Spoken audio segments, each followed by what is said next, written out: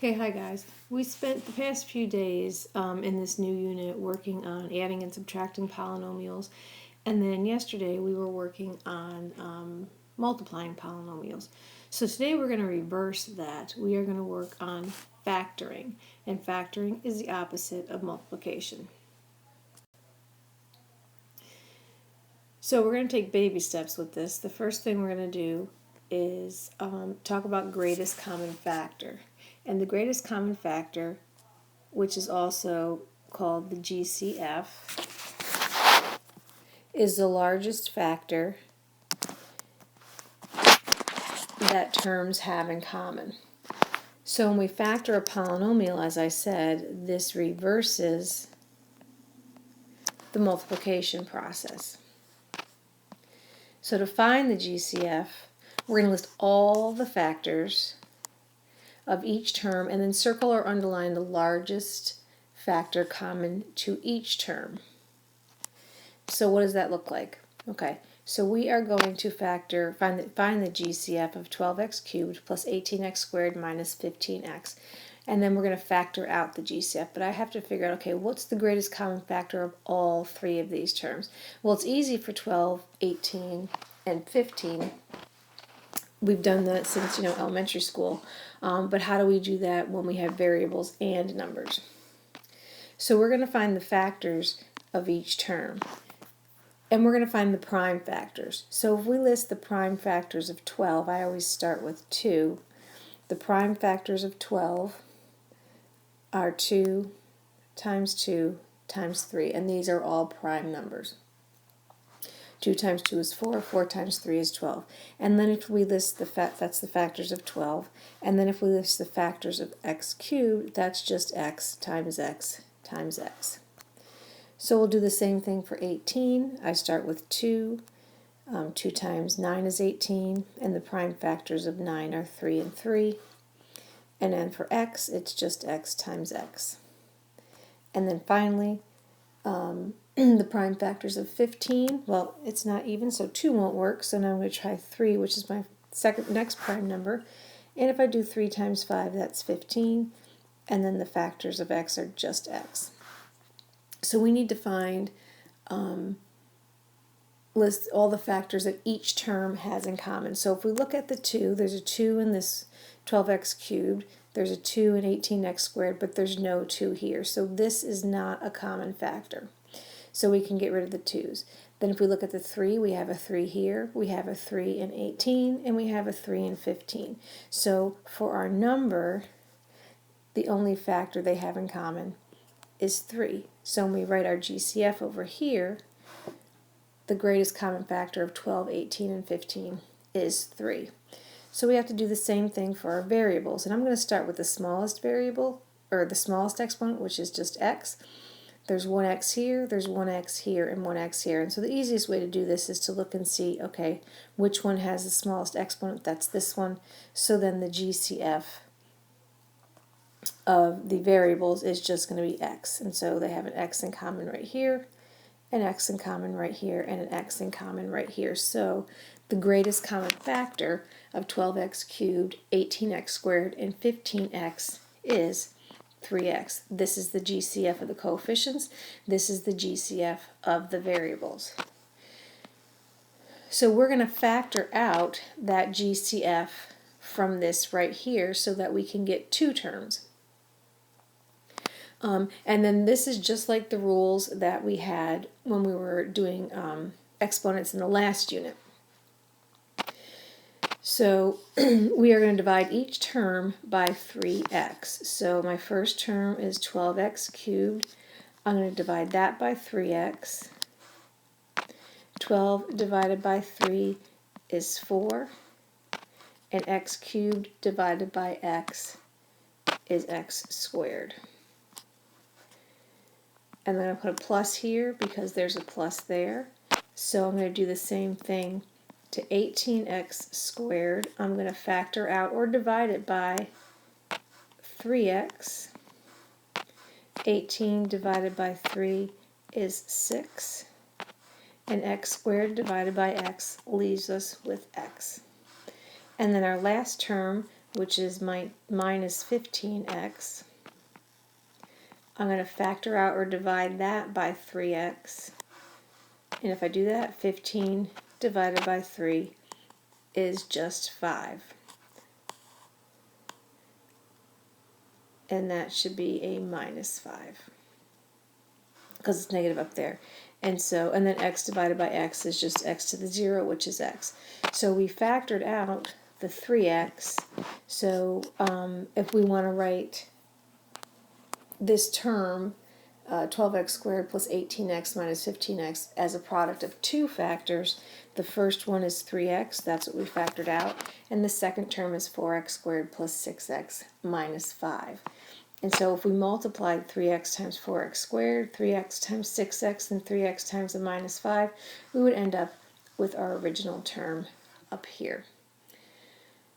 So in example 2, we're going to find the GCF of 4x cubed plus 12x minus 8x. So we're going to do the same thing that we did before. We are going to list the factors or find the GCF of 4x squared, 4x cubed, 12x squared, and negative 8x. And don't worry about the negative, we'll come back to that. So we find the GCF of 4, 12, and 8. That GCF is 4. And if we find the GCF of x cubed, x squared, and x, and again we're just looking for the one with the smallest exponent, that GCF is x. So the GCF of all three terms is 4x. And we're going to do the same thing. We're going to factor out the GCF for each of these terms.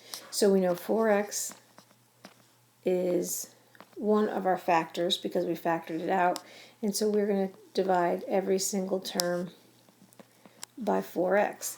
And when we do that here, 4x cubed divided by 4x is just x squared. And then if we divide 12x squared by 4x, 12 divided by 3, or 4 is 3, and then x squared divided by x is x.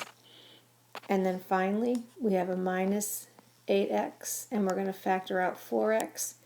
8x divided by 4x, the x's are going to cancel, and 8 divided by 4 is 2, and that happened to be a negative, so that's where I'm bringing my negative down.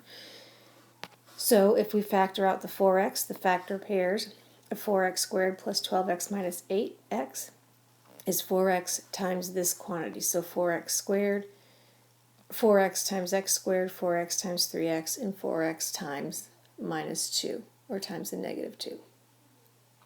Okay, so now we're going to take a look at, well, how do we reverse this process of multiplying? So we looked at how to take out the GCF. And so I want to talk about one example first before we move on to the rest of the notes on that page. So here I have two factors, x plus 3 and x plus 4. And whatever method you choose, whether you use the box method or whether you use the factoring method, I'm going to use the box method on this one. X plus 3, and it doesn't matter if you put the x plus 3 here or if you put it here. You'll get the same answer, and then x plus 4 goes here. So x times x is going to give us x squared.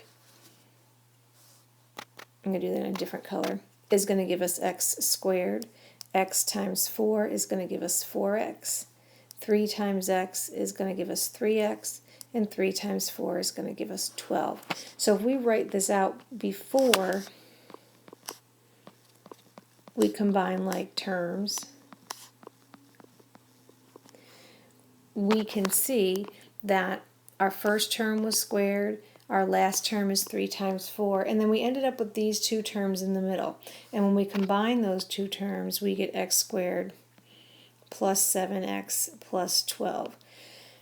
So our goal today, instead of multiplying to get a final answer down here, we want to figure out how can we undo this whole process? How can we go from here to here? So keep this in mind. Write that on the back of your notes somewhere because we're going to come back to that shortly. Okay, I'm going to skip this section for now because that's going to come up later in the unit, so we don't need that section. So we're going to look at a trinomial in the form of x squared plus bx plus c. And this is what we call the standard form of a trinomial. X doesn't have a coefficient. The middle, or x squared does not have a coefficient. The middle term has a coefficient of b, and c is our constant. So we want to factor x squared plus 7x plus 12. So if you remember from what I did before, this 7x right here we got by doing 3x plus 4x. That's where that term 7x came from, so keep that in mind. So this is what we do. We are going to list all the factor pairs of 12. And the factor pairs of 12 are 1 times 12, 2 times 6, and 3 times 4. So we're trying to find factor pairs of 12 that give us 7. Well, why 7? Because this is what we ended up here. We ended up using the factor pairs of 12 because we multiplied 3 times 4 to get 12. And we had that middle term in there, the plus 7x. And what happened is that 3x and that 4x added up to 7. So these two numbers, if I multiply them together, will give us 12. But if I add them together, they'll get 7. Or we'll get 7. So the factor pairs of 12 that add up to 7 are 3 and 4. So 3 times 4 equals 12, and 3 plus 4 equals 7. So again, why do we want the 7? Because that's our middle term. Where did that come from? 3 plus 4 is 7, and 3 times 4 is 12. So to factor this out, our factored answer, set of parentheses, x goes in the front, everything is positive, so it's x plus and x plus. Then these numbers, the 3 and the 4, are the second term in our expression. So the factored answer for x squared plus 7x plus 12 is x plus 3x plus 4. So if we multiply these two together, we're going to get x squared plus 7x plus 12. And again, it undoes the multiplication process when we factor. And we're spending 3 days on factoring, so if you have questions, you can ask them in class. We're spending pretty much the rest of next week on factoring. So now we're doing the same thing. We need to find, for this one, we have v squared plus 21v plus 20. We're looking for factor pairs of 20 that add up to 21. So if I list my factor pairs of 20, it's 1 times 20, 2 times 10, and 4 times 5.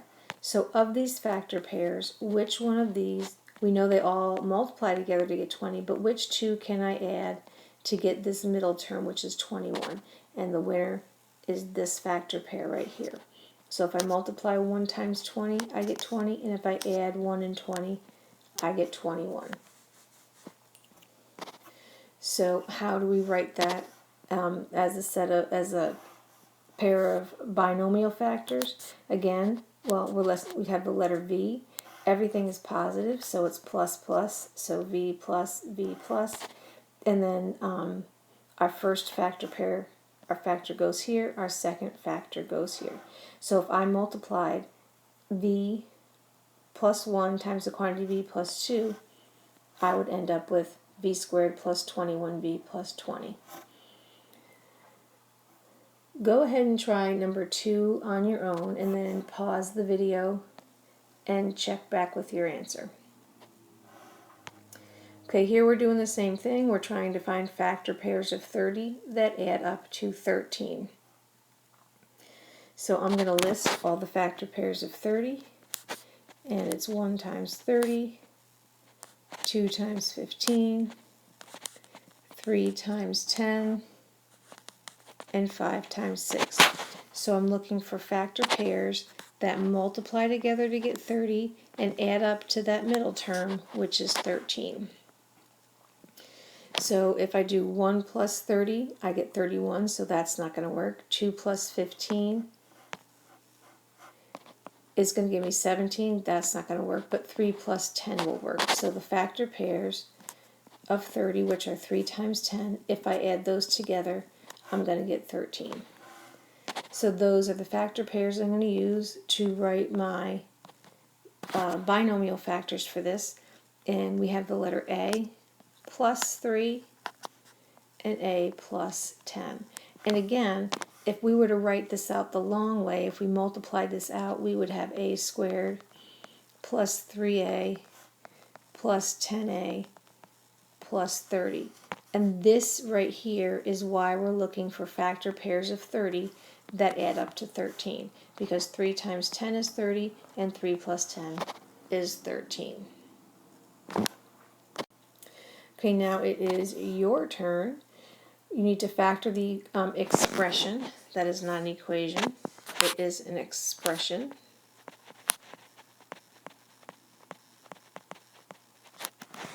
You need to find the factors that k squared minus 10k plus 25. So we're looking for factor pairs of 25 that add up to negative 10.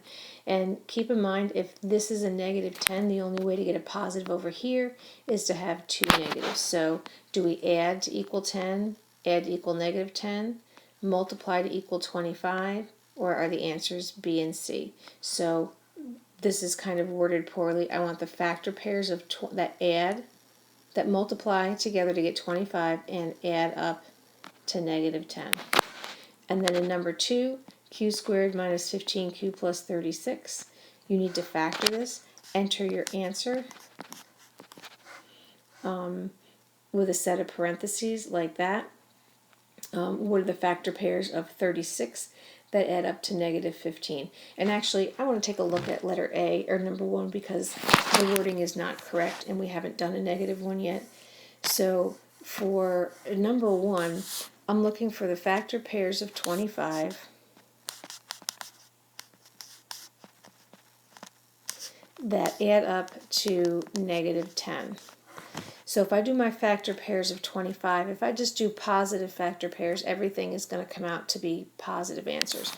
So I can also do negative factor pairs, like negative 5 times negative 5, negative